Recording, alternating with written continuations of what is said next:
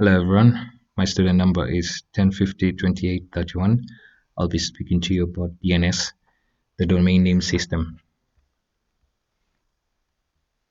Now, DNS is a name to IP address resolution protocol that keeps a list of computer names and their IP addresses. And its main function is to resolve domain names to IP addresses. Now, you might ask yourself why. That's because computers do not have the same naming system as humans, and they identify each other using numbers such as IP addresses, while humans, on the other hand, identify each other or places using names. Now, how does DNS work? So, if a user wants to use Google, instead of memorizing the IP address of Google, that is 8.8.8.8, and feeding that into a web browser, they can easily type out Google or www.google.com, and that web page is quickly fetched. Now, the web browser contacts the DNS client service in the user computer, which then contacts the DNS server that is specified in their OS IP configuration and requests that the name www.google.com be resolved to an IP address. Now, the DNS server responds with the IP address assigned to the computer named www at the google.com domain, and using this IP address, the web browser can then contact the web server to request a web page.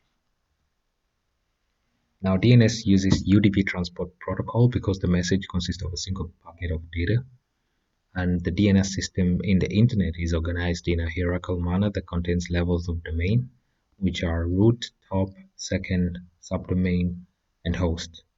Now, all the levels below the root level have branches, and each has a name. Now, when all these branches are put together and separated by periods, you get a fully qualified domain name, which is such as www.google.com. Now here we have a DNS classification chart that shows what we've just talked about: the root, the top level, the second level, the third level, and the DNS name of the computer. The top level domain we have .com, .edu. On the second level domain we have Google, Microsoft, Yahoo, and the rest. Now, because of this DNS hierarchical system, not every DNS server keeps a database of all domain names, computer names, and IP addresses of the entire internet. Now, most DNS servers keep addresses for the domain for which they are installed, and for when an administrator is installing DNS, the naming is used. They use the second level and the top level domain names and the subdomain if needed. Now, this zone consists of host name and IP addresses pairs, as well as data that allows people to find a domain's network resources. Now, these records can be created manually by the administrator or dynamically with the dynamic DNS, which enables computers to create its own DNS record. Now, the domain server is loaded with a list of IP addresses that point to root servers around the world. Now, these servers are the ones that they help the top level domain servers provide addresses of second level domain servers. And the system also allows any DNS client to access the DNS servers for any domain as well. Now, you might ask yourself, well, how does this process take so long? And in real sense, this actually takes a very short time. This is because of something called the resolver cache. Now, to speed up communication, DNS clients in most operating systems maintain a DNS cache that stores name and IP address pairs, along with other DNS data for names that have been resolved recently. And this DNS client is responsible for communicating with the DNS server to resolve computer and domain names to an IP address and is referred to as a resolver.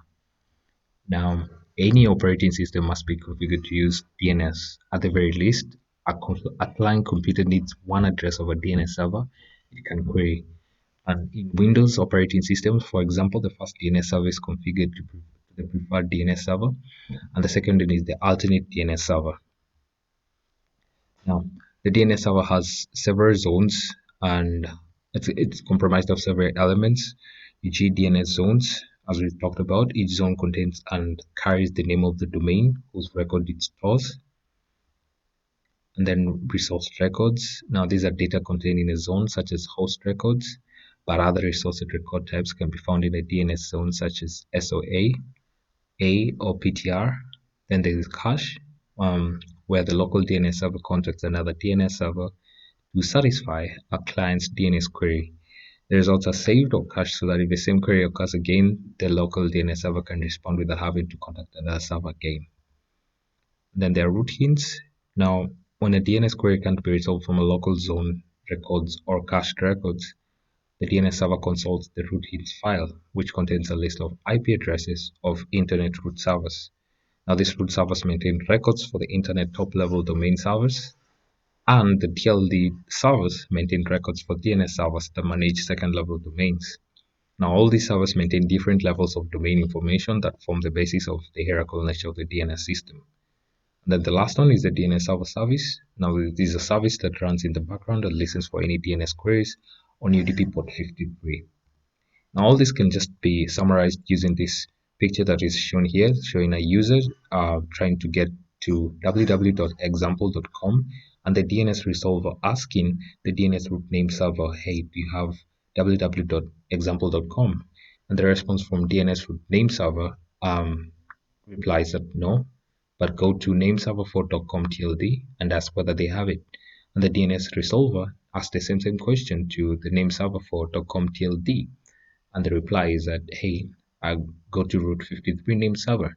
And said DNS resolver goes to root 53, and root 53's reply is that hey, I don't have www.example.com, but I do have an IP address that can help you with that. That is 192.0.2.444, and using that IP address, the DNS resolver queries it now and takes the query back to the user that and the user computer now takes the IP address 192.0.2.44 to the web server for 192.0.2.44, which now gives the web page for www.example.com.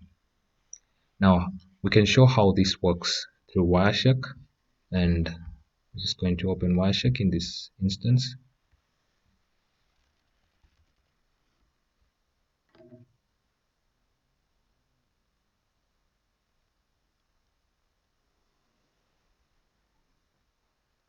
So we're just going to use the Wi-Fi. First, before using the Wi-Fi, we need to flash the DNS that we already have. So command prompt on my laptop, just open it. So ipconfig all, and using that we can actually now capture our IP address as well, which is 10.6.47.1.190, and we can also observe the DNS server at 10.4.18.4 and also 10.241.180.6. So these are the IP addresses for the DNS servers for this Wi-Fi. Now we go back to our Wireshark. Just start it.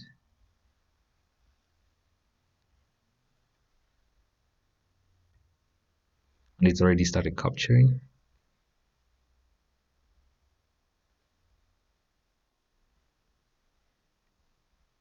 But before we start capturing, we need to flash.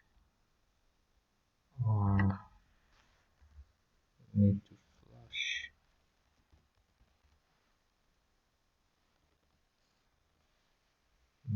the DNS.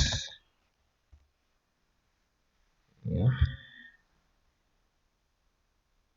And go back to our Wireshark and restart this again. Just going to restart this again so that we can get a fresh capture.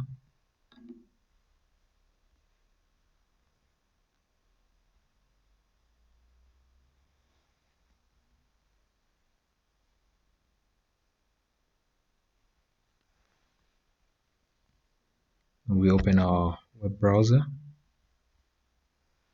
and try searching for simple weather.com.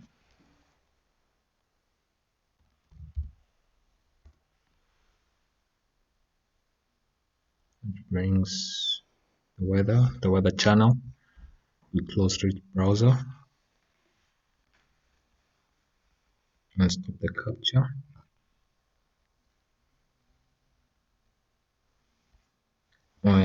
To observe the DNS in this instance, in Wireshark, we can just apply the filter DNS, apply the same filter. We can remember our IP address that we actually know we got from our command prompt was 10.65 10.65.47.190. So that is just what we're going to get straight from.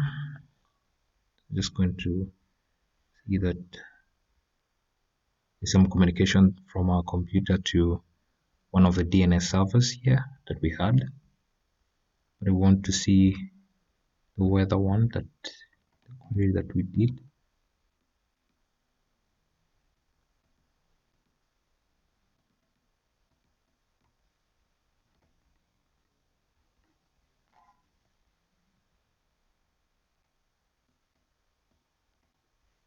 So we can actually see weather.com here and weather.com here.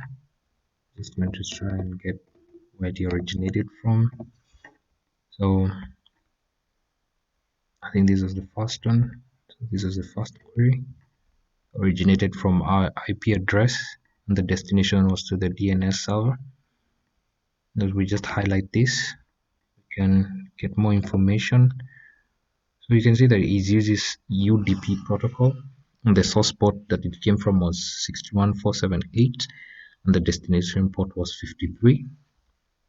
This is a standard query. There's one question. The response was in seconds. This is actually in seconds. So all this is a query as well. You can highlight this now. Question from the DNS server to another IP address. So this was from source port 53 to destination port 61478, asking for where is weather.com. So there was one question and there were three answers.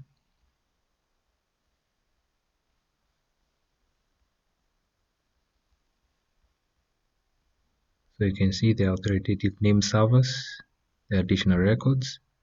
You can actually check that. And these are some of the servers that they were given, the authoritative name servers. So you can see that from this question that was asked from here, the answer that came back, the same conversation is still going back from this address 10.65.47.190 to 10.240.180.4. So using that, we can actually see the source and the destination, the IP addresses, and the UDP protocol, the source port and the destination port, and also the type of query that has been asked, the standard queries. And we can just see how DNS actually works in here. Thank you.